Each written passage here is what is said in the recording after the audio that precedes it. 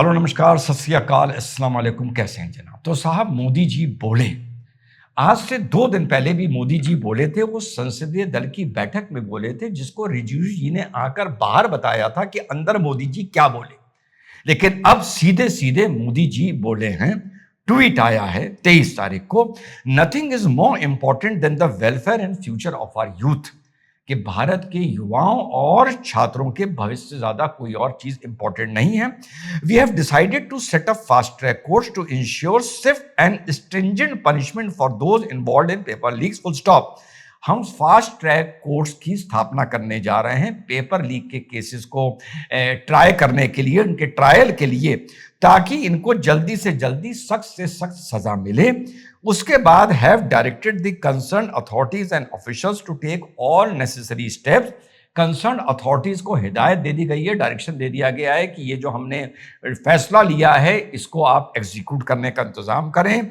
और ये एक और कदम है जो हमने रिफॉर्म्स के तरफ लिया है। और those who try to harm the future of our youth will not be spared. यानी जो भी व्यक्ति भारत के युवाओं और छात्रों के भविष्य से खेलेगा उसको माफ नहीं किया जाएगा, छोड़ा नहीं जाएगा। 23 तारीख का ये ट्वीट है। इसी ट्वीट को एक्स पर चेंज करते हुए, हिंदी में अनुवाद करते हुए उन्होंने इस चीज को हिंदी में भी साथियों लिखा है। अब प्रॉब्लम यह है मोदी जी, एक परसेप्शन बन गया है। भले 4 दिन बाद ये स्टोरी ट्रेंडिंग रहे ना रहे, वक्त आगे बढ़ जाए, लोग भूल जाएं, लेकिन एक परसेप्शन ये बन गया है कि मान लीजिए ये 14 लोग जो आज की तारीख में 14-15 लोग इस पेपर लीक को लेकर जेल में बंद हैं, ये छोटी मछलियां हैं और इनके अलावा भी लोग हैं जिनके संरक्षण में ये अपराध हुआ है और उनको छोड़ दिया जाता है। ये परसेप्शन है, भले वो आपका वोटर हो या नॉन वोटर हो। और मैं ये नहीं कह रहा कि धर्मेंद्र प्रधान इसमें इन्वॉल्व है, लेकिन जितना परसेप्शन है उतना बता रहा हूं जितने लोगों से मेरी बात हो रही है। और दूसरी चीज, एक आदमी कहता है यार अभी तक इनके घरों पर बुलडोजर चलने की रील्स तो आई नहीं। आप लोगों ने किसी ने देखी है? मैंने नहीं देखी। अगर आई होगी तो आप मुझे पोस्ट कर दें, मैं अगले वीडियो में उसको बीच में इनकॉर्पोरेट कर दूंगा और माफी भी मांग लूंगा, मुझे कोई प्रॉब्लम नहीं है। तो आदमी का ये दूसरा नजरिया है। तीसरा नजरिया मोदी जी ये है कि फास्ट ट्रैक कोर्ट का मतलब ये नहीं होता कि जल्दी सजा हो जाएगी। Fast track court normal court की तरह चलता है, वो ही अदालत, वो ही गवाही, वो ही सबूत। बस ये है कि डेली या हफ्ते में 2 या 3 डेटें लगती हैं, तो निर्णय पर न्यायालय जल्दी पहुंच जाता है।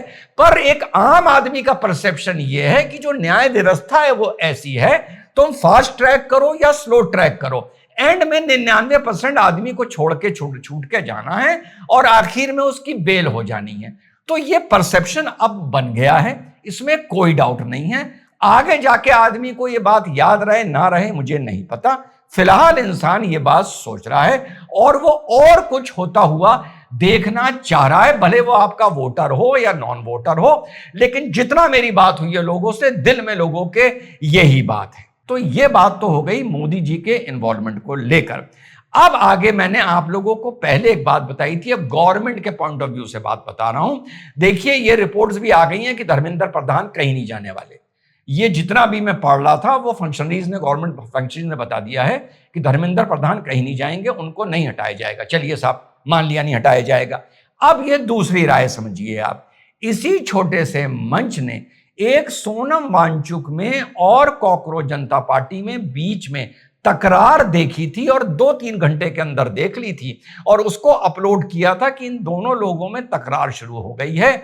जब 20 तारीख को सुबह 6:39 सुबह सोनम वांगचुक ने अपनी शर्तें लिख के दी थी, जिस पर धर्मेंद्र प्रधान का इस्तीफा नहीं था, उसके बाद वो ही चीज उन्होंने आगे दोहराई और आपके भाई ने बोला था कि जो कॉकरोच पार्टी अपनी मांगे बता रही है वो अब बिल्कुल अलग हो गई हैं और सोनम वांगचुक जो मांगे बता रहे हैं वो बिल्कुल अलग हो गए। और सोनम वांगचुक आमरण अनशन अपना खत्म करने को, अपना हंगर स्ट्राइक तैयार बैठे हैं और उनके इसको खत्म करते ही पूरा जो ये आंदोलन है ये अपने आप बाय डिफॉल्ट फिजल आउट कर जाएगा। यही आपके भाई ने बोली थी। अब आप सुनिए कि अभिजीत दीप के जो सोनम वांगचुक ने नोट्स लिख लिख के भेजे थे, जिस पर आपका भाई बार बार वीडियो बना रहा था, उस पर अब अभिजीत दीपके ने क्या बोला है साफ पता चल रहा है कि आपस में तकरार है, लेकिन अभिजीत दीपके सेफ होते हुए सोनम वांगचुक के कंधे पर बंदूक लगाकर चला रहा है। खुद सुन लीजिए, खुद आपको पता चल जाएगा कि उसी टाइम तत्काल आपके भाई ने एक अधिवक्ता होते हुए इन दोनों लोगों में जो तकरार थी, जो दरार बन रही थी, वो पकड़ ली थी। सुनिए अभिजीत दीपके को। दोस्तों, सोनम सर ने एक लेटर इशू किया है और उसमें उन्होंने बोला है कि सरकार को 3-4 चीजें माननी पड़ेगी। उसमें यह लिखा था, पहला तो था कि जो विक्टिम्स की फैमिली, उनको 1 करोड़ का कंपनसेशन मिलना चाहिए।